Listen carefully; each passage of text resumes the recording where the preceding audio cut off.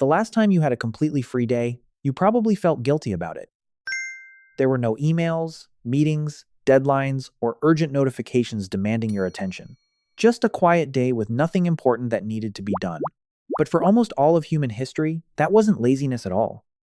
For roughly 300,000 years, nearly every human being lived as a hunter-gatherer.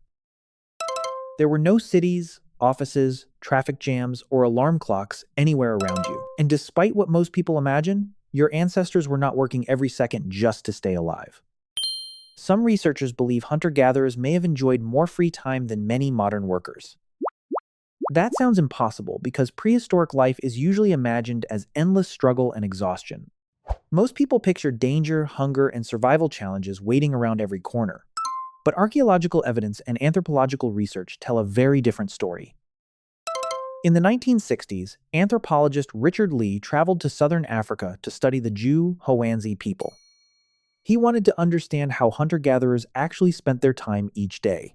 What he discovered surprised researchers around the world. The Jew-Hoanzi obtained enough food while spending less time working than many office employees today. Not because life was easy, but because they were exceptionally skilled at surviving in their environment. You spend years learning software, schedules, and workplace systems to succeed in modern life. Your ancestors spent their entire lives learning how to read the landscape around them. A broken branch, a footprint, or the movement of birds could all reveal valuable information. The natural world functioned like a giant library filled with clues waiting to be interpreted. And unlike you, they could not search the internet whenever they needed an answer. Every important piece of knowledge had to be stored inside somebody's memory. So what would an ordinary day have actually looked like? Imagine waking up before sunrise beside a fading campfire in a small prehistoric camp. The morning air is cool, the ground is quiet, and the fire still gives off a little warmth. Around you are family members, friends, hunting partners, children, and grandparents you have known your entire life. Nobody is rushing to work or checking notifications before getting out of bed. The first thing people do is exchange information about food, animals, and water sources. Someone spotted fresh animal tracks yesterday, while another found edible roots nearby. Another person knows where water can still be found during the dry season. These conversations were not casual small talk. They were essential survival tools. Long before books, schools, and maps existed, information moved through stories and shared experience. Children learned by watching skilled adults and copying their actions throughout the day. Knowledge passed from one generation to the next through observation, practice, and storytelling. A campfire often served as both a library and a classroom for the entire group. As the sun rises higher, small groups begin spreading across the landscape in search of food. Gatherers recognize hundreds of edible plants that most modern people would walk past without noticing. Every season brings different opportunities, and every location requires different knowledge. The environment is not random chaos. It is a giant puzzle that experienced people know how to read. Food gathering is often social, with conversations, laughter, and teaching happening at the same time. Children learn which berries are safe, which roots are edible, and which plants should be avoided. Mistakes can be dangerous, so knowledge becomes one of the most valuable resources in the entire community. Meanwhile, hunting groups prepare for a very different challenge. Popular movies make hunting look like a simple chase between humans and animals. The reality is usually much more complicated than that. Hunters study tracks, predict movement patterns, and coordinate with other members of the group. A successful hunt depends far more on information and teamwork than raw physical strength. One mistake can waste an entire day of effort and leave everyone empty-handed. One good decision can provide enough food to feed dozens of people. This reveals one of the biggest misconceptions about ancient humans. Humans were never the strongest predators on Earth. They were not the fastest runners, the largest animals, or the best equipped fighters. They had no claws, no fangs, and very little natural protection against the environment.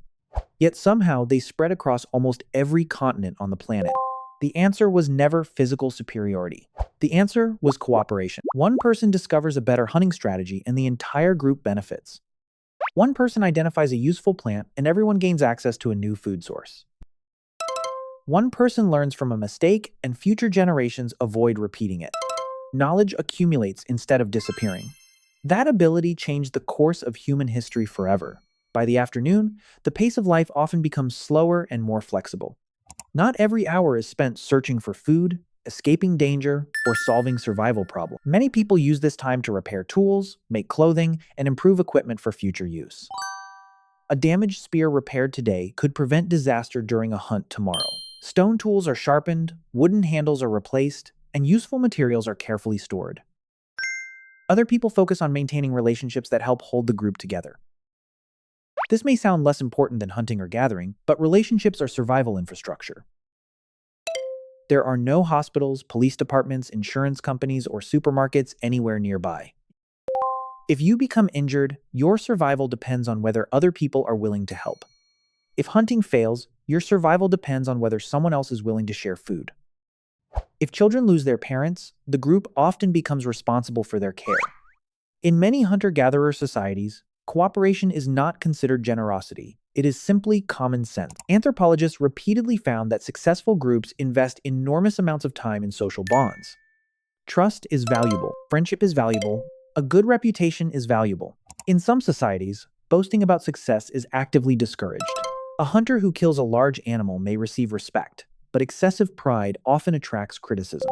The goal is not to create individual heroes. The goal is to keep the group functioning smoothly. This is another strange difference between ancient life and modern life.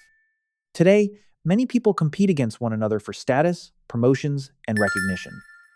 For much of human history, survival often depended on reducing conflict rather than encouraging it. As the afternoon turns into evening, people gradually return to camp carrying food, firewood, and supplies. Children run between family members while adults prepare meals and share the results of the day's work. Food is divided among the group because nobody can predict who will be successful tomorrow. The fire begins growing brighter as darkness slowly spreads across the landscape. And this may be where the most important part of the day truly begins. Research by anthropologist Polly Weissner revealed that nighttime conversations were very different from daytime conversations. During the day, people focused on practical information and immediate survival problems. At night, conversations shifted towards stories, relationships, memories, and imagination. People discussed ancestors, dreams, and events that happened long ago. Children listened carefully, while older members of the group shared knowledge accumulated across entire lifetimes. A campfire did far more than provide heat and protection. It created extra hours for communication after sunset. Without fire, darkness would have ended most social activity. With fire, humans gained something extraordinary. They gained time to think. They gained time to teach. They gained time to imagine. Some researchers even suggest that fire helped create many of the cultural behaviors that make humans unique today. For thousands of generations, people sat around flames sharing stories that shaped the way they understood the world. Long before books existed, stories preserved history. Long before universities existed, stories preserved knowledge. Long before governments existed, stories preserved identity. Then something happened that changed almost everything. Agriculture arrived. Most people imagine this as a straightforward improvement in human life. Food became more reliable, villages became larger, and populations increased dramatically. That part is true, but the archaeological evidence reveals a more complicated picture. Many early farming communities appear to have worked longer hours than hunter-gatherers. Their diets often became less diverse because they depended heavily on a small number of crops. Living close together also allowed diseases to spread more easily between people. For the first time, large populations could remain in one place permanently. This created villages. Villages became towns. Towns became cities. Cities eventually became civilizations. Agriculture gave humanity writing, governments, monuments, armies, and technological, but it also introduced schedules, taxes, property disputes, and far more structured daily routines.